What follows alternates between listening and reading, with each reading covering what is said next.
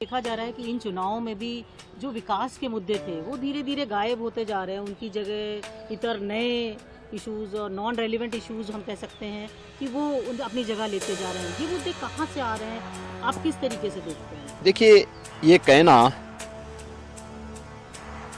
कि चुनाव में नॉन रिलेवेंट मुद्दे आ रहे हैं, मैं पूरी तरह सहमत नहीं हूं।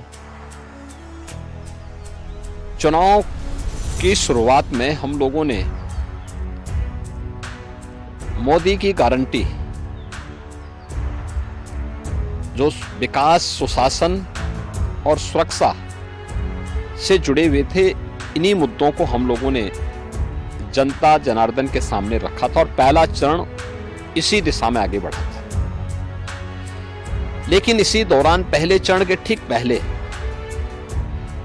कांग्रेस और इंडी गठबंधन का जो सबसे बड़ा जो सहयोगी है वह कांग्रेस पार्टी का घोषणा पत्र सामने आ गया। कांग्रेस पार्टी ने अपने मैनिफेस्टो में जिन बातों का उल्लेख किया है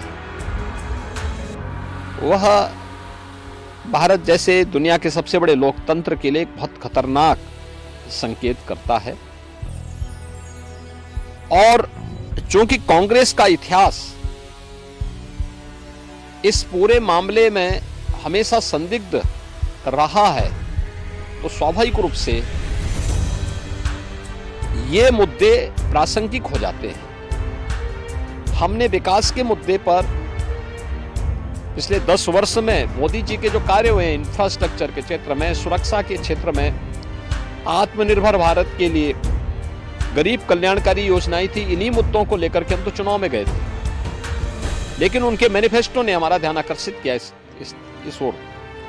और आपने देखा होगा कांग्रेस के एक सलाहकार के रूप में सैम पित्रोदा, उनका वक्तव्य सबने पढ़ा।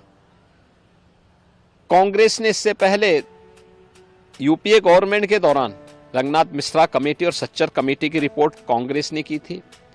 कर्नाटक में कांग्रेस नेतृत्व की सरकार है और कर्नाटक की कांग्रेस नेतृत्व की सरकार ने जिस तरीके से पिछड़े वर्ग के आरक्षण के लाभ में जबरदस्ती मुस्लिमों को घुसेड़ करके और उनके अधिकार में बंदरबांट करने और उसमें लूट करने की शुरुआत प्रारंभ की है, ये सभी संदेह पैदा करता है। एक दूसरा, जो विरासत टैक्स की बात कांग्रेस कर रही है, यह भी एक खतरनाक इशारा है।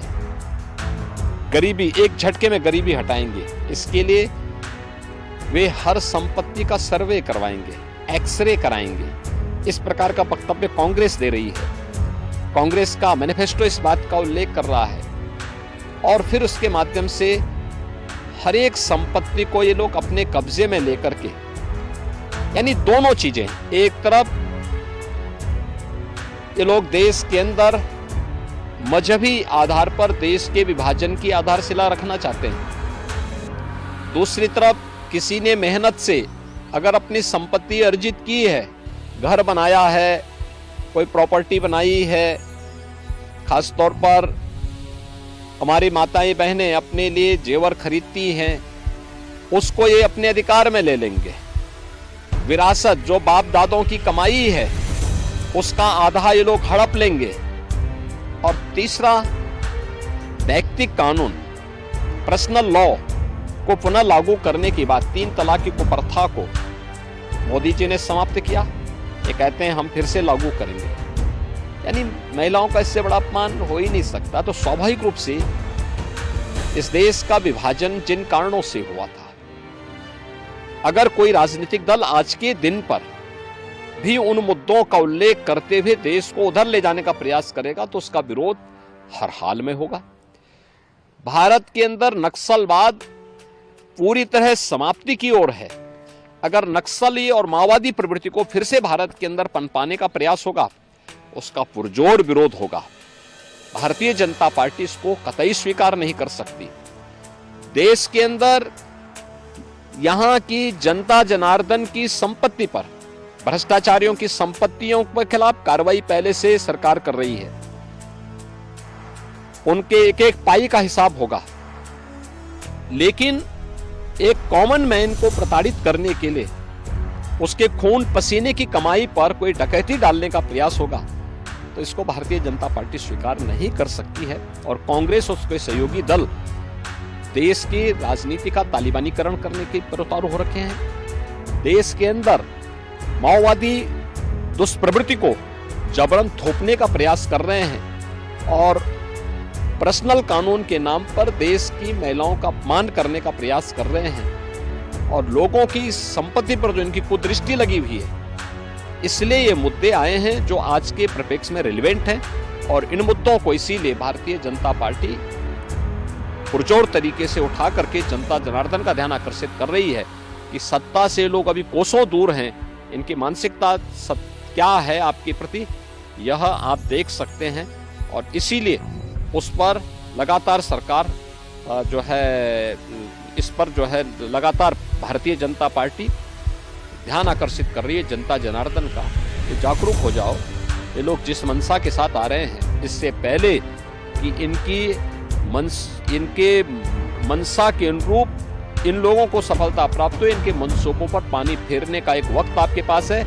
आपका एक वोट देश की तस्वीर और तकदीर को बदलने में निर्णायक साबित होगी और वह आपने 2014 में किया था, क्योंकि 11, 12, 13 में तत्कालीन केंद्रीय मंत्री पी चिदम्बरम बार बार वरासत टैक्स की बात कर चुके थे। आज वही बात तो सैम पित्रोदा कह रहे हैं। इसीलिए इन चीजों को लेकर के आज फिर से जनता जनार्दन को बार बार कहा जा रहा है कि वो कांग्रेस के इन मंसूबों पर समय रहते अपने वोट के माध्यम से पानी फेरने का काम करें, अन्यथा यह गठबंधन देश के लिए भी, कॉमन मैन के लिए भी और आदि आबादी के लिए भी भयंकर खतरा पैदा कर सकता है। उत्तर प्रदेश और उत्तराखंड की हर खबर को जानने के लिए IBC 24 यूपी UK को सब्सक्राइब करें और नोटिफिकेशन बेल दबाना ना भूलें।